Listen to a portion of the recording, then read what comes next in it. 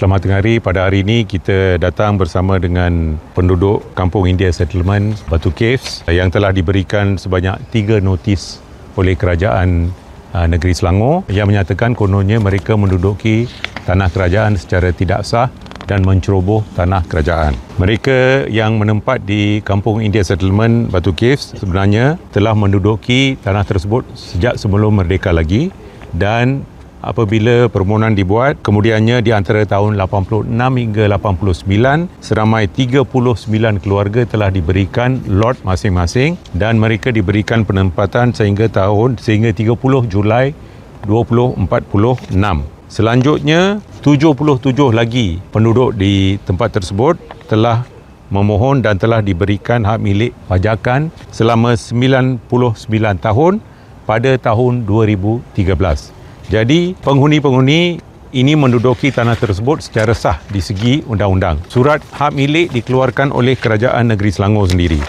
Tapi malangnya, Pejabat Pentadbir Tanah Gombak telah mengeluarkan notis di bawah Kanun Tanah Negara dan menuduh mereka menduduki tanah tersebut secara tidak sah. Jadi, suatu perobohan telah dirancang oleh Kerajaan Negeri Selangor bersama dengan kerjasama pihak polis dan dijadualkan pada 24 atau 25 November ini.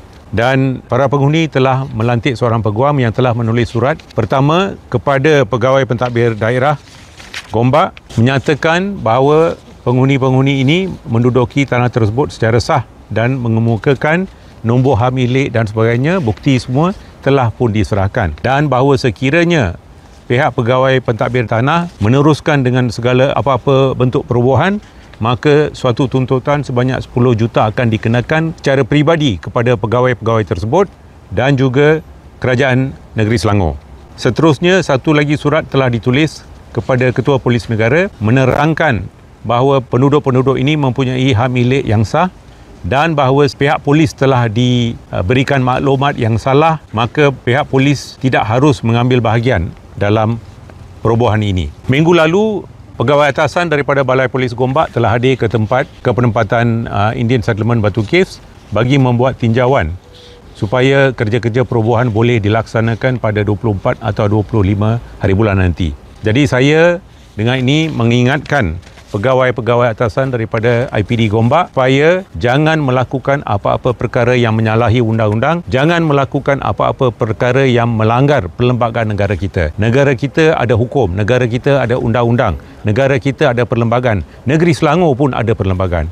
Dan sekiranya tanah telah pun diberikan secara sah kepada penduduk-penduduk ini, tiada sebab mengapa sesiapa harus datang bersama dengan kerajaan negeri ataupun polis yang datang untuk merobohkan rumah-rumah ini.